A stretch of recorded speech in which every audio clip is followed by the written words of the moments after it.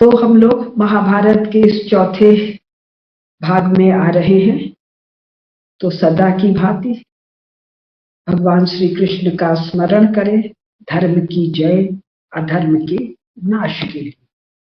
नारायणं नमस्कृत्य नरं चैव नरोत्तमं देवीं सरस्वतीं व्यासं ततो जयम् उदीरयेत्।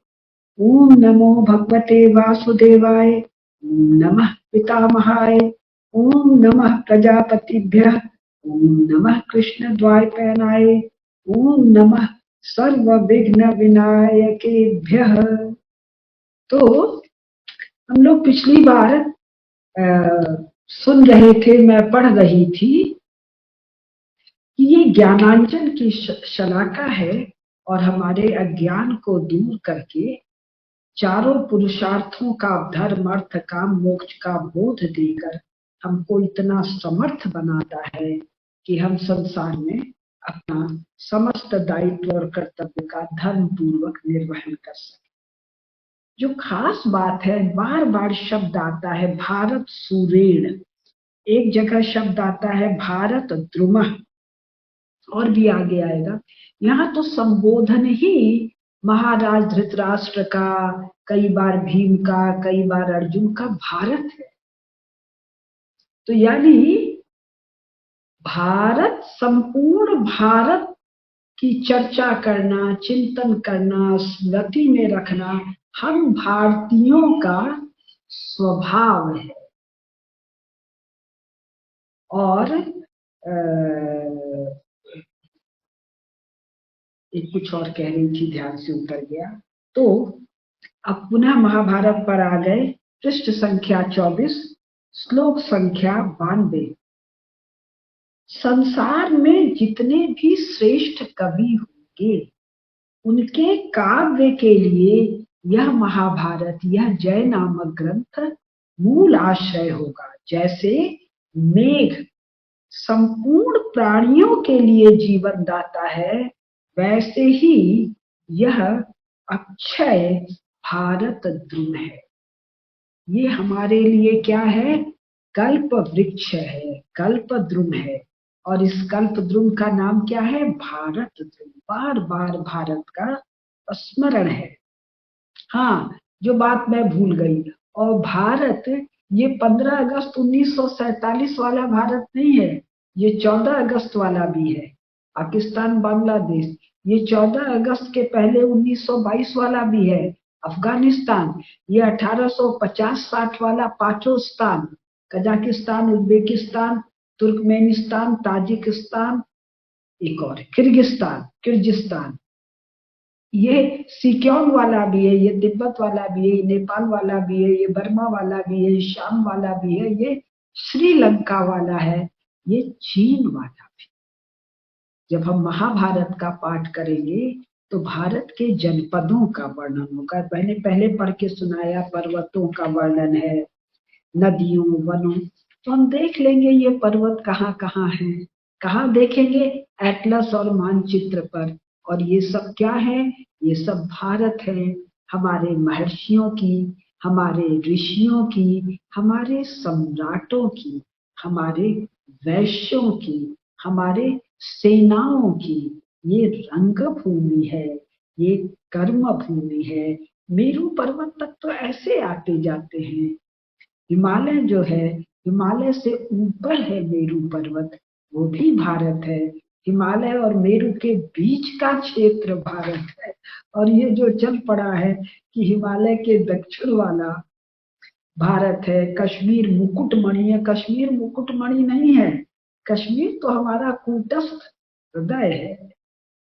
मुकुटमणि तो सीधे सीधे उत्तरी ध्रुव है। भाई, महाभारत पढ़ेंगे, रामायण पढ़ेंगे तो ये बोध हो जाएगा। तो फिर मैं आ गई हूँ श्लोक संख्या 99, 100 और 101 पर, पृष्ठ संख्या 25 पर। इस महाभारत ग्रंथ में व्यास जी ने कुरु वंश के विस्तार, अब देखिए एक एक, गांधारी, महारानी गांधारी की धर्मशीलता, उन्होंने दुर्योधन को विजय का वरदान नहीं दिया। दुर्योधन उनका ज्येष्ठ पुत्र है, किंतु उनको पता है कुरुवंश का ज्येष्ठ पुत्र युधिष्ठिर है। उनको ये पता है युधिष्ठिर धर्म के साथ है, उनको ये पता है कि उनका पुत्र दुर्योधन पाप के साथ है, तो विजय का आशीर्वाद नहीं देती हैं, क्योंकि उनका आशीर्वाद अमोघ है। वो अप्रतिम शिव भक्त है, अप्रतिम पतिव्रता है। तो गांधारी की धर्मशीलता, अब धर्म क्या है, शील क्या, इन शब्दों का आएगा आगे। विदुर की उत्तम प्रज्ञा, प्रज्ञा क्या है ये भी आएगा। कुंती देवी, महारानी कुंती देवी का धैर्य, धैर्य किसको कहते हैं ये भी आएगा। ये पेशेंस नहीं है, ये रिलीजन नहीं है, ये इंटेलिजेंस नहीं है, ये कुछ विराट चीजें हैं, भली भांति वर्णन किया है।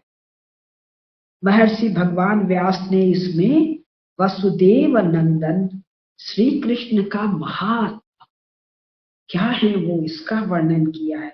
पांडवों की सत्य परायणता, सत्य पर दृढ़ता से स्थित रहना, तथा धृतराष्ट्र पुत्र दुर्योधन आदि के दुर्व्यवहारों का स्पष्ट उल्लेख किया है। दुष्टता का, दुर्व्यवहार का छिपा कर नहीं, स्पष्ट उल्लेख, जिससे आने वाली पीढ़ियों का बोध स्पष्ट रहे और ऐसी दुष्टता से कैसे निपटे। जैसे इनके वंशज कौन है, हम आप, तो हम वर्तमान में जो दुष्टता चल रही है किसकी, चर्च की, जिसको के ईसाइयत कहते हैं, सीधे सीधे आकर हमारा state guest pope Atal Bihari Vajpayee के समय 99 या 98 में आया था शायद, भारत आके कह रहा है कि ये जो तीसरा मिलेनियम है इसमें हम फसल काटेंगे आत्माओं की, हम लोगों की आत्मा की फसल काटेगा, हमको कन्वर्ट करेगा, और तुरंत उसको उठा के जेल में नहीं डाला अटल बिहारी वाजपेयी ने, जबकि उसी समय उसको कम्युनिस्ट चीन ने एंट्री नहीं दी थी। वेटिकन मतलब आधा किलोमीटर का क्षेत्र, उसका मुखिया इस 15 अगस्त 1947 के बाद का भारत में, विराट भारत, उसका मुखिया अटल बिहारी वाजपेयी उसको राजकीय अतिथि बनाता है, वो ऐसी दुष्टता करता है। तो वर्तमान में चर्च की, चर्चियानिटी की दुष्टता, मुनाफिक और मुशरिकों की दुष्टता, मोमिन तो है ही नहीं संसार में, मियाँ हैं, और कम्युनिस्टों की दुष्टता से कैसे निपटे इसका बोध हमको महाभारत देता है। कारण इनमें अपना दम कुछ नहीं होता है, क्यों, ये पापी हैं, ये अधर्मी हैं, अतः कायर हैं, अतः युद्ध में जीतने का सामर्थ्य नहीं रखते, अतः छल कपट प्रपंच का आश्रय लेते हैं, और बुद्धि से छल कपट और प्रपंच को देख लेने भर से ही उसका नाश हो जाता है। तो जो बार बार चलाते हैं भारत पराधीन है, भारत हार गया, हार गया, अरे भारत को युद्ध में जीतने का, भारतीयों को युद्ध में जीतने का, भारतीय राजाओं को युद्ध में जीतने की औकात किसकी है। तो भारत क्या है, युद्ध कैसा हुआ, छल कपट से जीतने को दुष्टता, शठता कहते हैं, और उसका हमारे सम्राट उचित अवसर पर कैसा दंड देते हैं, इसको जानने के लिए महाभारत पढ़ना होगा। तो अब जो बार बार वर्णन आता है कि ये इतना श्लोक है, ये श्लोक प्रक्षिप्त है, ये अक्षिप्त है, दुनिया का बकवास, किसका बकवास, ये भारतीय विद्वान नहीं करते हैं, ये करते हैं वही तीनों, तीन में दो ही ज्यादा करते हैं, और उनकी नकल में उनके जो मूर्ख भारतीय चेले हैं वो करते हैं। तो ये यहाँ पर स्पष्टता है क्या, श्लोक संख्या 102, 3, 4 का हिंदी रूपांतरण। तदंतर व्यास जी ने उपाख्यान को छोड़कर, नहीं, पूर्ण कर्मा मानवों के उपाख्यानों सहित 1,00,000 श्लोकों से इस उत्तम ग्रंथ को जानना चाहिए। भारतम उत्तमम 1 लाख। फिर कह रहे हैं तदंतर व्यास जी ने उपाख्यान भाग को छोड़कर 24,000 श्लोकों की भारत संहिता बनाई, यानी एक 1 लाख की है, दूसरी 24,000 की है, जिसे विद्वान पुरुष भारत कहते हैं। देखिए पुस्तक का नाम ही भारत है। इसके पश्चात महर्षि ने पुनः पर्व सहित ग्रंथ में वर्णित वृत्तांतों की अनुक्रमणिका का एक संक्षिप्त अध्याय बनाया, जिसमें केवल 150 श्लोक हैं। व्यास जी ने सबसे पहले अपने पुत्र सुखदेव जी को इस महाभारत ग्रंथ का अध्ययन कराया। तदंतर उन्होंने दूसरे सुयोग्य, सुयोग्य कौन है? जो उस ज्ञान को लेने का अधिकारी और सत्पात्र है। अधिकारी और सत्पात्र का क्या अर्थ हुआ? जो उसको ग्रहण कर सके। लोटे में ना लोटा भर जल आएगा, कटोरी और चम्मच में थोड़ी आएगा। मटका भर जल मटके में आएगा और ड्रम भर जल ड्रम में आएगा। तो जैसा पात्र है, जैसी सत्पात्रता है, जैसी योग्यता है, उतना ज्ञान है। तत्पश्चात भगवान व्यास ने 60 लाख श्लोकों की एक दूसरी संहिता बनाई। उसमें 30 लाख श्लोक देवलोक में समादृत हो रहे हैं, पितृलोक में 15 लाख और गंधर्व लोक में 14 लाख श्लोकों का पाठ होता है। मेरे सुनने वालों, मेरी हाथ जोड़कर करबद्ध विनती है कि परम श्रद्धा सहित इसको सत्य मानकर सुनिए, ग्रहण कीजिए। आपके जीवन काल में ये तीनों लोक आपको जानकारी मिल जाएगा। इस मनुष्य लोक में 1 लाख श्लोकों का आद्य भारत प्रतिष्ठित है। देवर्षि नारद ने देवताओं को और असित देवल ने पितरों को इसका श्रवण कराया। तो सुखदेव जी ने गंधर्व, यक्ष तथा राक्षसों को महाभारत की कथा सुनाई है। सब महाभारत की कथा सुन रहे हैं। मारे डर के कांपते हुए चर्चियनिटी वाले गोरे लोगों ने कहा महाभारत ना पढ़ना, लड़ाई होती है। और हमारे यहाँ क्या कहा? महाभारत पढ़ोगे तो पाप का नाश होगा, ज्ञान का, मूढ़ता का नाश हो जाएगा। इसलिए गंधर्व, यक्ष, राक्षस भी महाभारत का अध्ययन करते हैं। परंतु इस मनुष्य लोक में संपूर्ण वेद वेदताओं के शिरोमणि व्यास शिष्य धर्मात्मा वैशंपायन जी ने इसका प्रवचन किया है। हे मुनिवरों, वही 1 लाख श्लोकों का महाभारत आप हमसे श्रवण कीजिए। हम लोग भी इस महाभारत को सुन लेंगे तो जान लेंगे जम्बूद्वीप क्या है, संपूर्ण जम्बूद्वीप में भारत का विस्तार क्या है, इसमें किन किन सम्राटों का शासन है। तो 2024 के बाद 21वीं सदी की जो जियो पॉलिटिक्स आ रही है, उसमें 20वीं सदी में और 19वीं सदी के उत्तरार्ध में जिन क्षेत्रों में गोरों ने एनिमी स्टेट खड़े कर दिए, वो सब एनिमी स्टेट अब पिघल रहे हैं। भारत पुनः अपने सत्व को, स्वरूप को प्राप्त करने जा रहा है। किंतु हमारे निगोशिएटर्स को बोध तो हो, तो बोध होने के लिए महाभारत का पाठ आवश्यक है। अब संक्षेप में, बहुत संक्षेप में, जो मूल महाभारत है उसकी कथा को एकदम ब्रीफ में सुना रहे। क्या सुना रहे हैं? महाराज पांडु अपनी बुद्धि और पराक्रम से अनेक देशों पर विजय पाकर, यानी अब यहाँ देश का आएगा अनेक देशों पर।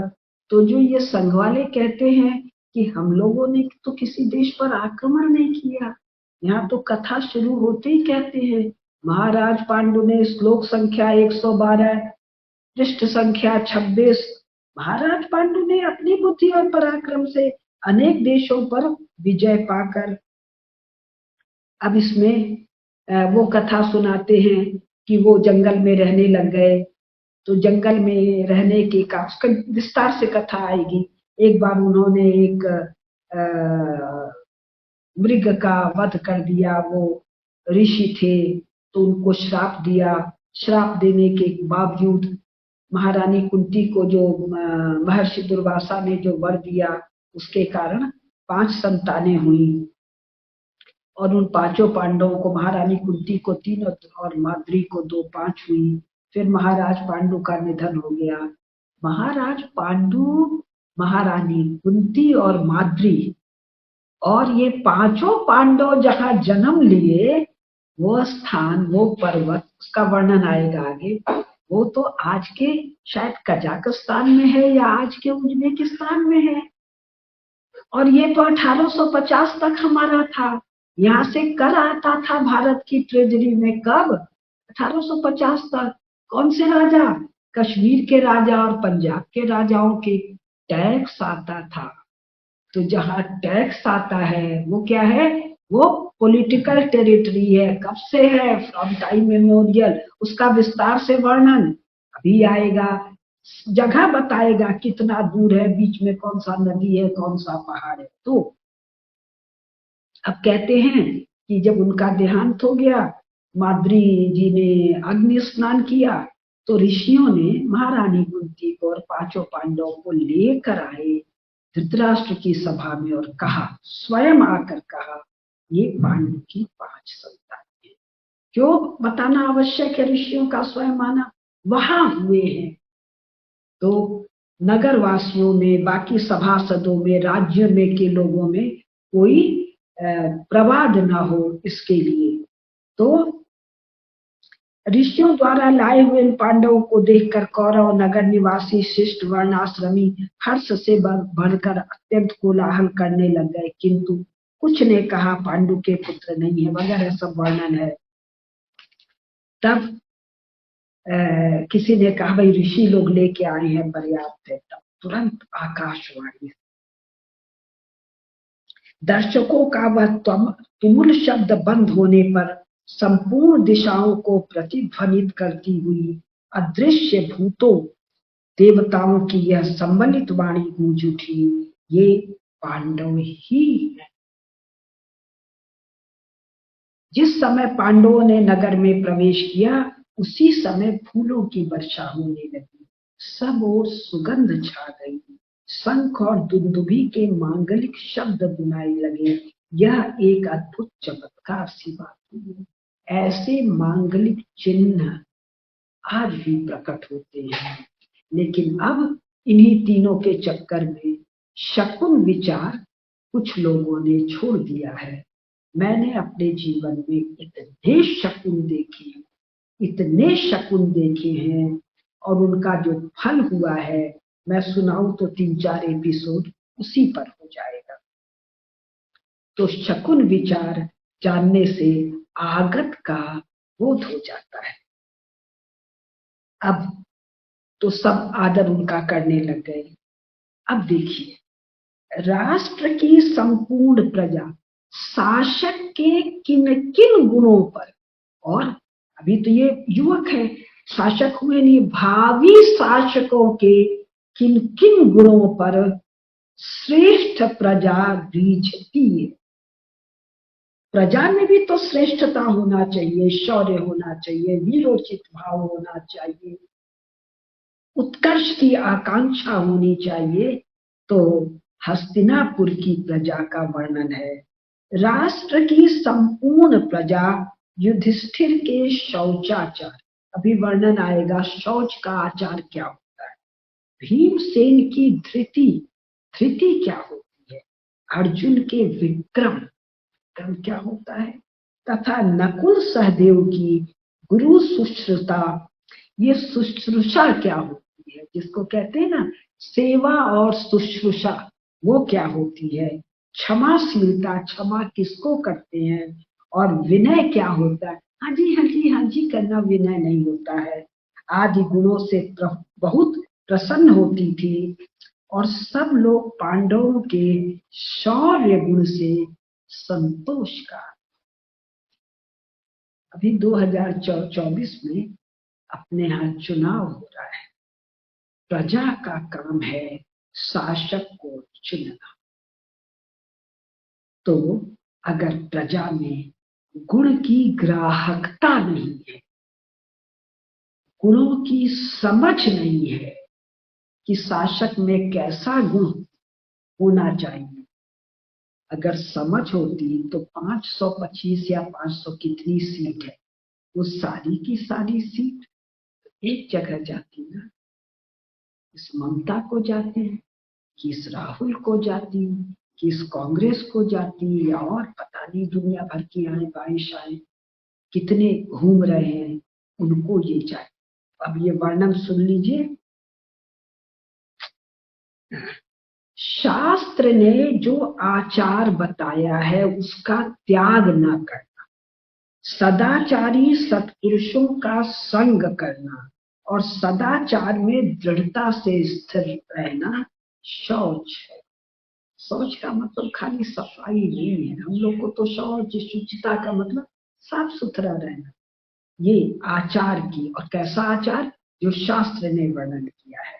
अब धृति जो भीमसेन का गुण है, अपनी इच्छा के अनुकूल और प्रतिकूल पदार्थों की प्राप्ति होने पर चित्त में विकार न होना ही धृति है।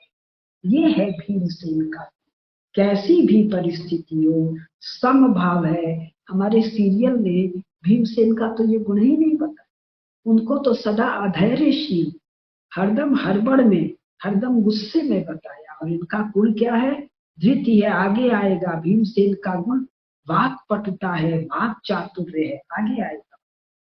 सबसे बढ़कर सामर्थ्य का होना विक्रम है, सबसे बढ़कर वो अर्जुन में है। सद्वृत्ति की अनुवृत्ति ही शुश्रूषा है, यानी जहां जहां, इसको इन्होंने जो कहा वही बता दे। सदाचार परायण गुरुजनों का अनुसरण गुरु शुश्रूषा है।